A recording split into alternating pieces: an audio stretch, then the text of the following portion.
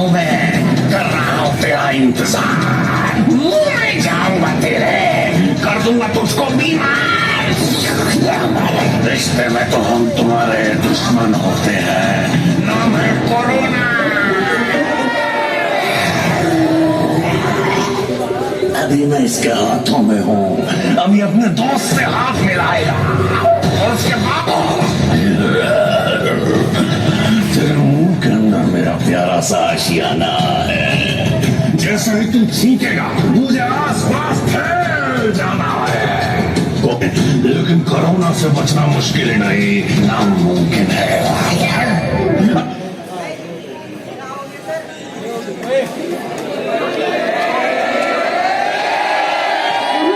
क्या गांव, क्या शहर, ये सभी को अपनी चपेट में ले रहा है। लेकिन राहत की बात यह है कि इसकी वैक्सीन आ गई है। लेकिन इस वैक्सीन को लेकर कुछ लोगों के मन में अभी भी बहुत शंका है। मालपुर गांव के रहने वाले मास्टर आत्माराम इस वैक्सीन से जुड़ी बेसिर पैर की भ्रांतियों को दूर करने का पूरा प्रयास कर रहे हैं। लोगों को वैक्सीन लगवाने के लिए जागरूक भी कर रहे हैं। लेकिन इसी गांव के वल्लभकांत को मास्टर जी की बात ही बेसिर पैर की लगती है। अरे मास्टर जी, जिसको जो होना है वो तो होगा ही। ये वैक्सीन क्या कर लेगी? अरे वैक्सीन इस बीमारी से बचाएगी।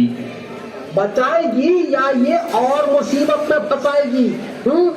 क्या मतलब?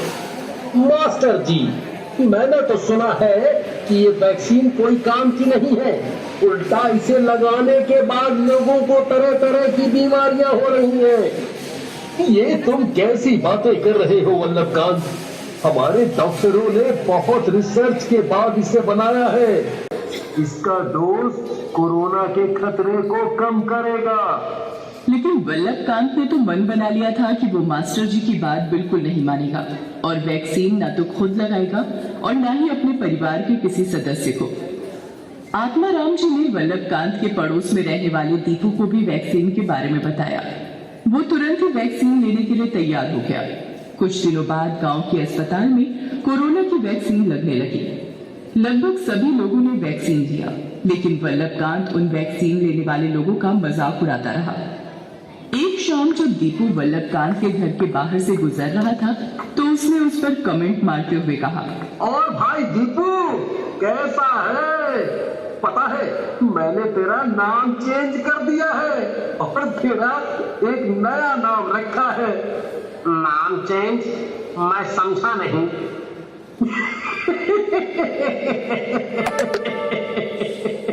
अरे वो कोरोना की वैक्सीन ले ली है तुमने। तुम्हें और तुम्हारे परिवार वालों को तो अब कुछ नहीं होगा। तो तुम अब दीपू कहाँ रहे? तुम तो अमर हो गए ना। तो आज से तुम्हारा नाम अमर। ये बात बोलकर वल्लभकांत खिलखिलाकर हंस पड़ा। दीपू बेचारा वहां से सिर झुकाए चला गया। वल्लभकांत इसी तरह पूरे गांव में उन लोगों का मजाक उड़ाता जिन्होंने वैक्सीन ले ली थी। जिन्होंने नहीं ली थी उन्हें वो वैक्सीन के लिए भड़काता। वल्लभकांत एक आदमी से बातें कर रहा है। चौरसिया, पागल है क्या तू? किसने कह दिया तुझे वैक्सीन लेने के बाद कुछ नहीं होगा? भैया आत्माराम जी तो यही कह रहे थे। देख भाई चौरसिया, आत्माराम जी अब बूढ़े हो गए हैं। तुम्हें पता है ना, जो जो आदमी की उम्र बढ़ती जाती है वो सठियाने लगता है। आत्माराम जी पूरी तरह सठिया गए हैं, जो इन वैक्सीन कंपनी वालों के जाल में फंस रहे हैं। जाल में? चौरसिया, मेरे पास पक्की खबर है, ये वैक्सीन एकदम बेकार है। मैंने तो सुना है इसे लगाने के बाद कुछ लोग भगवान को प्यारे हो गए। देख, तेरी अभी नई नई शादी हुई है। अगर तुझे कुछ होगा तो तेरी बीवी को क्या आत्माराम जी रोटी खिलाएंगे? चौरसिया वल्लभकांत जी की बातों में आ गया। वल्लभकांत जी के चेहरे पर एक विजयी मुस्कान आ गई। कुछ दिनों बाद बाकी देश के बाकी जगहों की तरह जमालपुर गांव में भी कोरोना की दूसरी लहर आ गई और लोगों को अपना शिकार बनाने लगी। रिश्ते में तो हम तुम्हारे दुश्मन होते हैं, नाम है कोरोना। लेकिन कोरोना से बचना मुश्किल नहीं, नामुमकिन है। दूसरी ओर कोरोना की इस लहर ने वल्लभकांत के घर को भी अपने कब्जे में ले लिया। उसकी मां दुर्गावती को बुखार आ गया। वल्लभकांत के पिता सूरजकांत जी पूरी रात अपनी 55 साल की पत्नी दुर्गावती के पास इस उम्मीद में बैठे रहे कि उनकी तबीयत ठीक हो जाएगी, उनका बुखार उतर जाएगा। लेकिन उनकी उम्मीद पर तब पानी फिर गया जब सुबह उन्होंने अपनी पत्नी को जगाने की लाख कोशिश की, लेकिन वो नहीं जागी। सूरजकांत जी समझ गए कि उनकी पत्नी अब जीवित नहीं है। रात भर रोका आंसुओं का बांध टूट पड़ा। वो अपनी पत्नी के मृत शरीर से लिपट कर रोने लगे। सूरजकांत जी के रोने की आवाज सुनकर उनका बेटा वल्लभकांत, उनकी बहू सरला और उनका 24 साल का पोता कमल कमरे में दौड़े आए।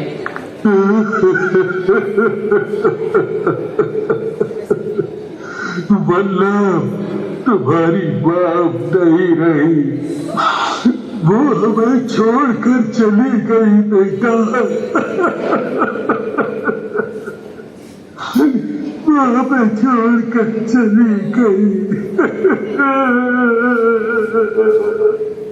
बेटे को भी बुखार आ गया। उन्होंने उसे बुखार की दवा दी। उनका बेटा कमल दवा खाकर सो गया। चुपचाप घर के आंगन में बैठे रो रहे थे, तभी आत्माराम जी वहां आए। हिम्मत रखो वल्लभकांत, सब ठीक होगा। वैसे बुरा ना मानो तो एक बात कहूं, तुमने अपने माता पिता का टेस्ट करवाया था जब उन्हें बुखार आया था? अरे बुखार में कैसा टेस्ट, ये तो 1-2 दिन बाद खुद ब खुद ठीक हो जाता है।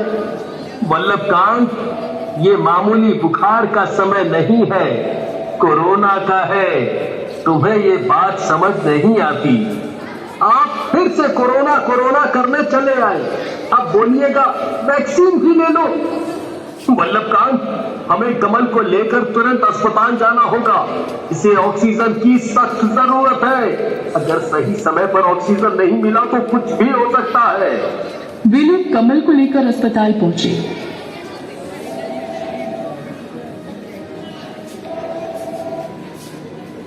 महाराज जी, आप सही समय पर इसे ले आए, नहीं तो शायद इसे बचाना मुश्किल हो जाता। डॉक्टर की बात सुनकर वल्लभकांत ने आत्माराम जी की तरफ पश्चाताप भरी निगाहों से देखा। तभी डॉक्टर ने कहा कि पता है आत्माराम जी, हम लोग भी अपनी गलती के कारण इस बीमारी को और ताकत दे रहे हैं। अब इसकी वैक्सीन आ गई है, फिर भी लोग नहीं ले रहे हैं। जानते हैं, अगर इस लड़के ने वैक्सीन ली होती तो ये इस तरह मृत्यु के कगार पर नहीं पहुंचता। वल्लभकांत चुपचाप खड़ा सब सुन रहा था। उसे वो सब बातें याद आ रही थी जो वो आत्माराम जी को नीचा दिखाने के लिए कहा करता था जब वो वैक्सीन की बातें करते थे। उसकी आंखें उन बातों को याद करके गीली हो रही थी। वो आत्माराम जी के पैरों पर गिर पड़ा। मुझे माफ कर दीजिए आत्माराम जी, मुझसे बहुत बड़ी गलती हो गई। ये मेरी ही गलती का परिणाम है कि मेरा बेटा आज इस स्थिति में है। मुझे माफ कर दीजिए। मैंने आपकी नसीहत और वैक्सीन का बहुत मजाक उड़ाया।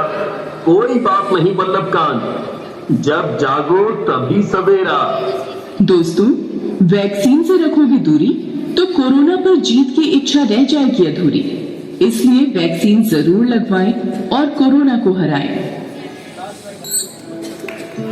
दुनिया भर के शोधकर्ता और कंपनियां कोविड-19 के लिए संभावित टीके बना रही हैं। टीके शरीर की प्रतिरक्षा प्रणाली को संक्रामक रोगों को पहचानने और उनसे लड़ने के लिए तैयार करते हैं। संक्रमण से प्रभावित होने की स्थिति में प्रतिरक्षा प्रणाली रोग को याद रखेगी और इसे बढ़ने से रोकने के लिए जल्दी से प्रतिक्रिया करेगी।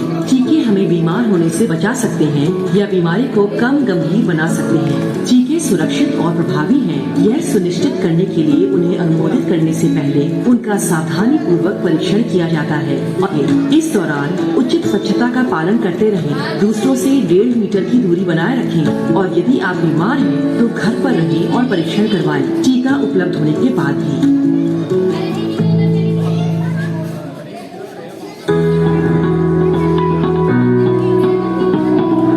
15 से 18 उम्र के सभी बच्चे वैक्सीन लगवा सकते हैं। समझ गए डॉक्टर, हम आज ही टीकाकरण के लिए पंजीकरण करेंगे। आप भी लगवाओगे ना दोस्तों?